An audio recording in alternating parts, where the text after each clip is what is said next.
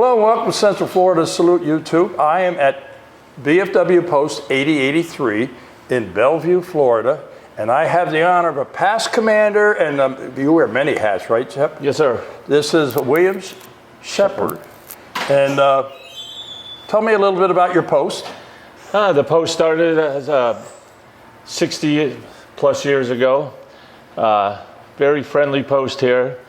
I joined this post, or transferred from Virginia in 2021 when I moved down here, and did a few cheers already. Presently, I'm junior vice here.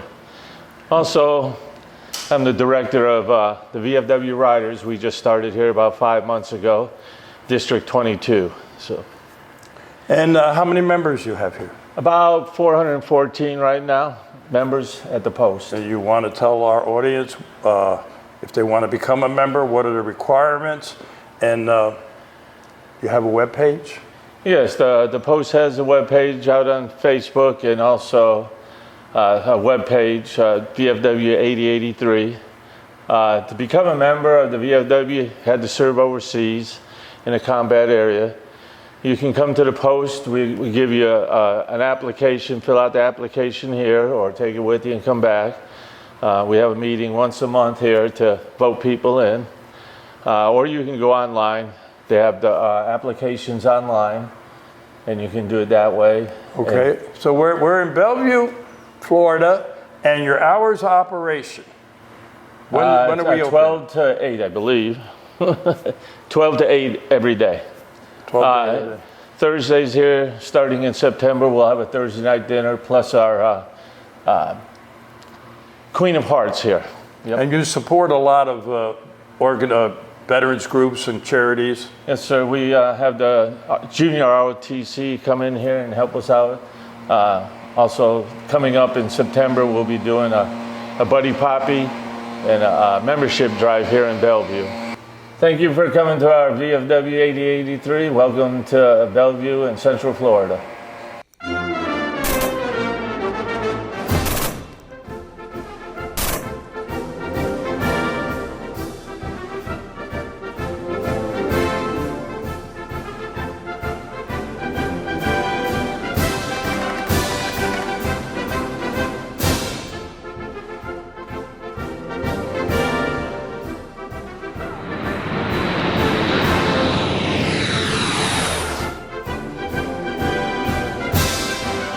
Welcome to Central Florida Salute YouTube. I have an Air Force veteran with me. Aim high. Aim high, baby. We met him at the door when we came in. His name is Bill Shepheard, and he is a career United States Air Force. And I want to welcome you to the show officially now. Welcome you. And I want you to tell me a little bit about yourself, where you're from originally. You go by Shep, right? Shep.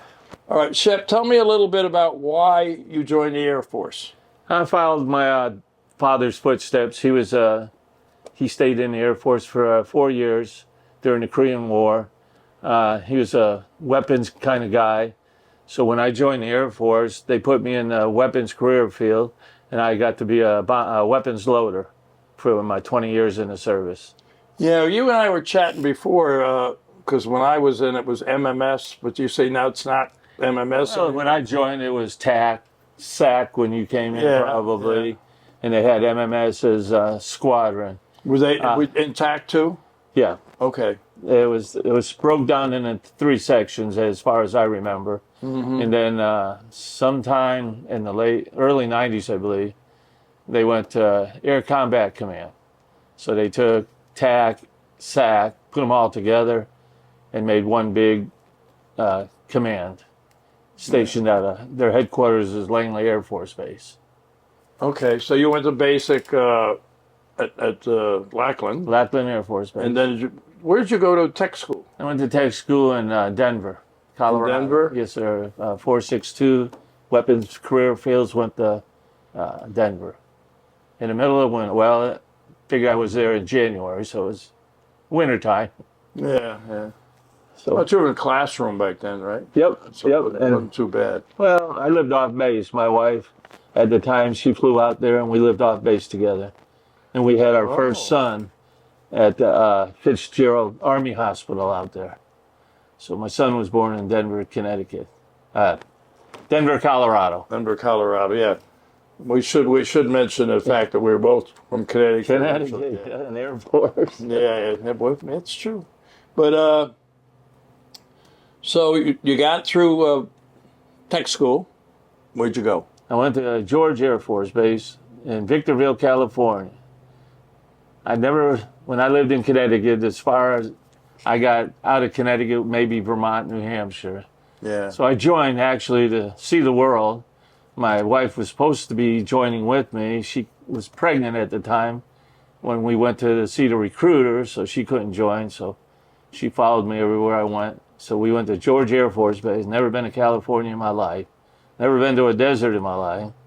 And I worked on F-4s out there for a few years. Yeah. And then from there, went to Ramstein Air Base over in Germany. Spent 3 years there.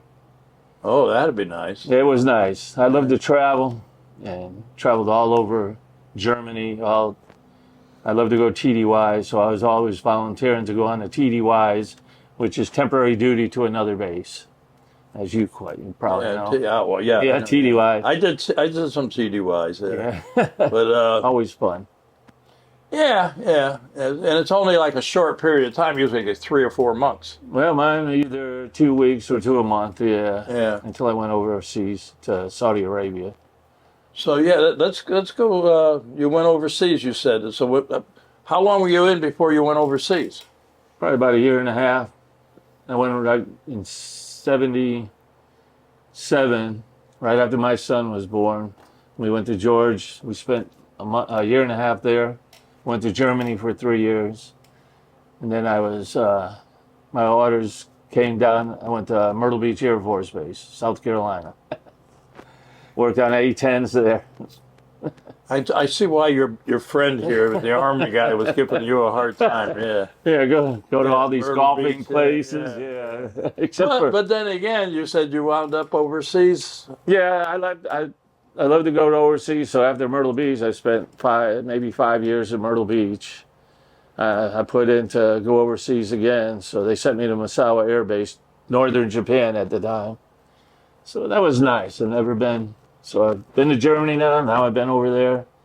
TDY all over. We went to Philippines like 8 times. Thailand, like we talked earlier about going to Thailand. You were there. Korea. We went all over the place. Loved it. Loved meeting different people at different countries. Yeah, different customs. Customs, yeah. And I like beer, so they have a good beer everywhere. I got to learn how to say one beer in every country I went to at least. And plus the food, like you say, the customs, the food's different, so you get to taste. You get to see the world and get an education I at the same time, really. Some I people, did. Yeah, some people ask me, my son was born in Denver, and we're going to take him to Germany. What's you going to do over there? Well, there's great schools in Germany on the base, I've noticed that too, because I went to Fort Benning on a trip. I was not in the service. It was a bus trip. And you see there where they have the schools all set up for active military, and they take care of the families nowadays, when the veteran is the military serving, the military takes good care of its people. They do. Overseas, they're great. I met a lot of teachers overseas when my son's going there, and I think they got a great education being overseas. And I mean, even in Japan, they got great education. My daughter was born in Myrtle Beach, so we took both of them over to Japan. What better education than seeing Japan? Yeah. And you realize how many people say, geez, I wish I could go to Japan or something. And here's your kids, getting a 4 years in Japan. Yeah. Get education. Yeah. So you basically were with the fighters, right? Yep. Most of the time, I got work on F-4s. And then changed from F-4s, I went to A-10s in Myrtle Beach. And then when I went to Misawa Air Base, I was on F-16s there. So, and then from there, I went to Loring Air Force Base, northern Maine. I don't know why they kept sending me north, but Oh, I 'cause think you're I was here. I think I was getting short, getting ready to get out in a couple of years, so they set me up there. Maybe figured out Connecticut's right there. We won't have to pay a whole lot, but Yeah. they was B-52s, and I always liked being outside, working outside, and I had orders to go work in the back shop there, and I'm like, I didn't want to do that, so we drove up to Loring, and that was May, and there was a pile of snow there about 25 feet high in the parking lot still. I'm like, well, maybe this inside job isn't so bad. Yeah. Yeah, it snowed a lot and it was cold there, so being inside, I liked it. I understand. I remember, as I told you before, when I was stationed at Pease Air Force Base in New Hampshire, I was always there in the winter. The summertime I was TDY, and in the wintertime, if you're there and I did not have a car at the time, so you're pretty much in the barracks. Yeah. And when it snowed, they said, hey, listen, we got some airplanes out there. We got to get the snow off the wings. Come with me. And so I like fighters. They put them all inside if they could. They push them inside. And when I was there at Loring, they bought me a Bobcat with a heater and stuff. And I had to keep the executive parking lots open for them. Make sure once they plowed the streets, they can get to work in. Their parking lots were good. Now, you did better than I did. All I got was a shovel. I was lucky. Yep. Yeah. Worked inside and took care of the commanders. We got a lot of photos. A lot of MJ4s in the pictures she took. That's a bomb loading truck that we used to help load us bombs instead of carrying them. We carried missiles on the shoulders that weighed up to a certain pound. But after that, like 500-pound bombs and higher, we used You say MJ4s? MJ4. Well, when I was, it was MJ1. MJ1s too, yeah. They were the smaller version. Okay, I was going to say, what's the difference between the 4 and the 1? I guess it's a bigger... MJ1 is the small version. I think she took a lot of photos of. Yeah. The MJ4 could carry more weight and put in like a bomb rack itself. The whole thing went loaded with bombs. And just a bigger weight class. So these missions, when you loaded these bombs, it was for a mission? A lot of practicing. We got to, once we loaded bombs, they usually have a blue ring around them, which means inert munitions. So loaded them up at the base, and they take them out to the bombing ranges so the pilots could practice bombing. A lot of times they practice with little small BDU-33s, which is a 33-pound bomb that they would simulate a bigger bomb. So, but we would load them and they'd drop them off at the bombing ranges so they could practice. Also, we loaded a lot of ammo. Got to be proficient in shooting the gun in the aircraft. I know you wore many hats here in the VFW. And the VFW is Veterans of Foreign Wars. You were in what? Desert Storm? Is that what it was? Desert Storm Shield. I was deployed to Saudi Arabia for about 5 months. And that's where I got my campaign medal for that. So the pilots would fly from Saudi Arabia up to Kuwait. So you not only loaded bombs for practice, you loaded bombs for a purpose. We loaded every kind of bomb you can think of. We practiced on lots of bombs. Yeah. Yeah. So how long were you over there with Operation Desert Storm? About 4 or 5 months. Yeah. Yeah, until they sent us back home and things over there in Iraq was settling down some. Our whole squadron was over there. Once you got over there, they gave up, right? I hope so. Yep. Yeah. Okay, well, that's good. So, and you did 20 years, you said, right? Yep. So when you came out, what did you do? I mean, there wasn't a big field for people. So after Loring Air Force Base, I went to Langley Air Force Base, which was Air Combat Command. I did 4 years there and then decided, well, after 20 years, got to get out and do something else. I was scared. The year before, I was kind of scared figuring out what I was going to do, and then took care of all my bills and stuff and talked to the wife. She was civil service, so she had like 30-something years in civil service. So I got out. I was riding around on my motorcycle, went to a show, and some guy there says, "What are you doing?" I said, "Well, it's the Air Force." He goes, "What are you doing now?" I said, "Nothing. Looking for a job." He goes, "Send your resume to me." So I went and sent him a resume, and I got a job at Lockheed Martin. Used to work for the aerostat, the TARS program, which flew aerostats along the southern border of the United States, looking for drug interdiction, all the way from California to Puerto Rico. I spent 5 years there, and they downsized on me. So. Oh, okay. Because Lockheed Martin is a big They are. company, They are. a big defense organization. Yeah. Yeah, it was real nice working there. It was totally different, aerostats in the air, and we were talking to NORAD and all the air combat people, Air Force, because they wanted to know when people were flying and where they were coming and going. Okay. So Lockheed Martin, they kind of parted ways. Fizzled out, yeah. Then I went over. I was sitting at a bar one day, and I told this girl that I just got canned, and she said, "I got a job at MCI, which was in the 90s, which is telemarketing." I'm like, "I don't want no telemarketing job." She says, "No, you'll be my facilities manager." I'm like, "Okay." So I did that for another 5 years. And they were down, they closed. All the telemarketers in the late 90s went. So at the same time, I was talking to my security people, my maintenance people. I got a call from Richmond, Virginia, a contractor up there, and for the Air Force, Navy, and all that. The guy I knew goes, "You still interested in a job up here?" I said, "Heck yeah, you couldn't have called at a better time." So I got a job up there for another 5 years. I worked there, and then I got another call from somebody in Norfolk, Virginia, and I got over into the government side of the thing. And after 12 years, I retired from. I worked for the Navy there for supply systems. Well, you've had an interesting career. Oh, I've had it all, everything you can imagine. Yeah. I'd get wondering what was going to happen here because they were letting me go, and 2 days later, I rise up out of the. Yeah, it was.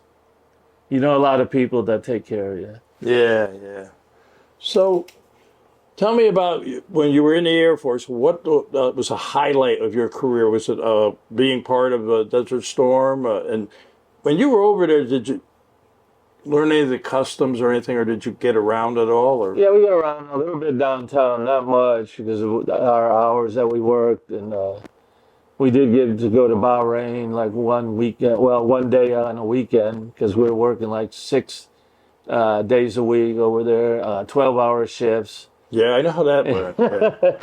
And the airplane's got to be ready to go, so they get a day off. We took a bus trip over to Bahrain because in Saudi Arabia they didn't allow drinking, and so we went over there and had a few and met a lot of the people over there. We went to the Navy base over there, and then we got to go downtown there and meet the local people and stuff. We're very friendly people over there. Yeah. And a few times we get off of work on swing shift, or we go down to the local area to get to the chicken store. He just closed up, and we wanted dinner. He opened back up, and Oh, that's nice. it was great. Yeah, he was very nice. So did you learn any of the foreign languages or anything? Just a little bit, not much. Just enough to keep you out of trouble? Just enough to get a beer and maybe something to eat. And yeah, I love to travel, so we went to, like I said, numerous countries, TDY. I was all over. Yeah, I love traveling myself. I'd love to go to museums and stuff, and look history. But yeah, so okay. Well, any particular highlight of your career? Well, what did you enjoy most about it? The most I did is, like I said earlier, I love to travel, and I got to go all over Europe. I've been from Northern Europe down to Spain, and just meet so many nice people and friendly people everywhere you go. Yeah. And you can't see that just staying in one place all your life. Yeah. So how did you wind up here in Bellevue in the VFW post? Well, You know, I mean, you're from Connecticut originally, and you had jobs all over the place. yeah. What well, brought you here? I retired in Virginia from the Air Force in '97. Got all them jobs, and 2005 I joined the VFW there. I was always part of the VFW. My mom and dad were VFW and Ladies Auxiliary at the time. So we were in the Sons of the VFW way back in the day in the 60s. So I always had VFW in my blood. Your dad was what, Korea? Korean War vet. Yes, Korean sir. War vet? Yep, in Okinawa. Oh, okay. So, yep. And then I always wondered when I graduated in 73, what's going to happen to the VFW, you know? There was no wars at the time, you know. I could join the auxiliary because of my dad being in the military. Mm-hmm. So then in 90, this kicked off, you know, so we got my campaign medal being overseas. So I joined the VFW in 2005 and did the cheers, you know, junior vice like I am here at this post, and did the cheers, became a commander. And just You got to explain to some people who don't know what the chairs are, but I know what the chairs mean. You start out as like a well, you can start out as trustee and get your feet wet, which we have 3 trustees, which they audit the quartermaster. We have a quartermaster at every post. Mm-hmm. And then I was quartermaster here for a little bit. And then you go through the cheers, like I said, junior vice, senior vice, and then commander. Yep. Yeah. And you just you told me too you're starting a motorcycle. Yeah, this year I've been up in Virginia. I've been involved with VFW riders since probably 2007. One way or another, they have officers too. So I went through all their cheers up to president, and then after that, the department commander of Virginia asked me to become the chairman of the riders for Virginia. So I did that from 2014 till I left there. Well, when I retired my seat, and recommended my next predecessor. So that was a long time being. So I got down here. They didn't have any riders around here. The closest ones that we joined was over in Homosassa, which was like an hour and a half away from here. Yeah, I know where that is. So we joined there because I was a national Southern Conference rep for the VFW riders, and we answered to the commander-in-chief of the VFW. He made up this group of 4 of us from our different conferences to keep the riders trying to do their SOPs and things like that. So this year here, the district commander and Sean and I got together, and we talked about getting our VFW riders here. I said we could do district riders because right now none of the posts in the district, which we have 10 posts in this district. And he said, well, we'll do a district one. I said, yeah, that'd be fine. So we put out flyers and stuff, and we had a couple meet and greets, which we had, the first one, we had like 25 veterans there come. Because to belong in the VFW riders, you have to be a VFW member or an auxiliary member in good standing. So we had 25 members come there for our meet and greet. And so we said, okay, let's get the ball rolling. We started the application, sent it into national, it was approved. And now I'm the director of that. Now, I know you told me you haven't seen any of Central Florida Salute shows. I have not. Shame on you. Yes, sir. But anyway, we did a show with a gentleman called Rocky Lynn. You know who Rocky Lynn is? It doesn't ring a bell. Rocky Lynn is a country and western singer. It was in the 82nd Airborne. I think it was 82nd. I better have that right. And he travels the whole world now. The government sends him overseas. He's a fantastic entertainer, but he also does the ride home for Gold Star parents and their families. Yeah. He will be back down here next year. Okay. But I want you to check out Rocky Lynn. I looked up the website and podcast when you were here. You know what? I'll start looking through that. He gets people, the riders from all over the country, and they show up and they'll visit Gold Star families and they'll help them out with whatever they need to do. He's a fantastic guy, you know, and a very good singer, you know. So Yeah, the VFW riders, we have a national ride every year at our VFW National Convention. A few years back, the riders up in Virginia, you ride out to their national convention, whoever state we're in at that time picks a route that we all ride in and bring a check to the national commander. And Virginia kicked butt a couple of years in a row. They bring 19,000, 19,001. The last time I gave a check to the national commander was probably 2021, which was $20,000 to help veterans. Yeah. You know, so Oh, you're gonna love Rocky Lynn. I tell you what, I will look him up. you Definitely. know, I don't want to tell you the whole story because I want people to watch the Rocky Lynn show we did. We did a couple of them. One where he was at Eagles 4273. That's where my set is, my home post, like headquarters, whatever, studio, whatever you want to call it. And he came in there and we did a nice interview. He did a little singing acoustic type. And then later on, he was in the villages over here. Oh, really? For Villagers for Veterans, raising money there. We know them people. Oh, I know them very well. We're part of that. And we donate to them a lot. Yeah. Well, I just see now if you go back on my YouTube, you'll see this week we had a show on there all about Ashley's house. Yes, sir. Is what they're building. So we are very big supporters of that. And but you got to check out Rocky Lynn, and I think you'll be very impressed. I have to do that. You know, but I think we're kind of winding down here, and I want to thank you for coming on the show. Thank you for coming to our post. Is there a parting thing you might want to say to people? You know, we do here in the VFW. We do have programs for our children in the school systems. Patriots Pen and Voice of Democracy. They can get involved in. you have a service officer here? Yes, sir. It's Sean. Oh, he is a service officer. Sean Devlin that you. He does everything here, isn't he? Yeah, he does. He's got his hands in everything. But yeah, we have a service officer.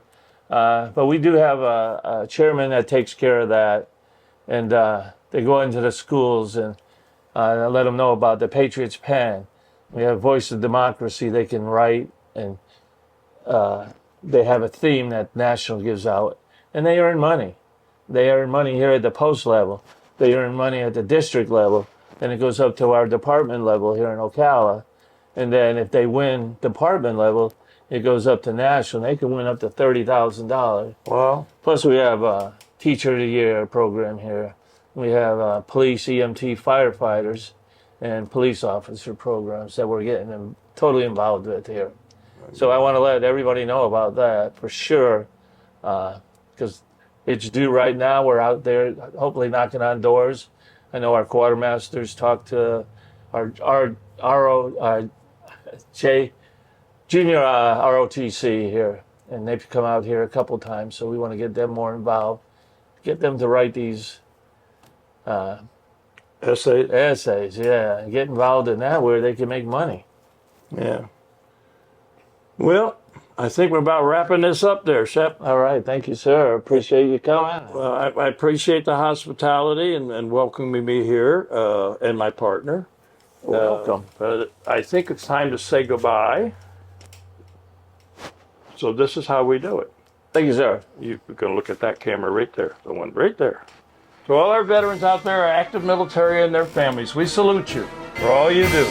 Till next time.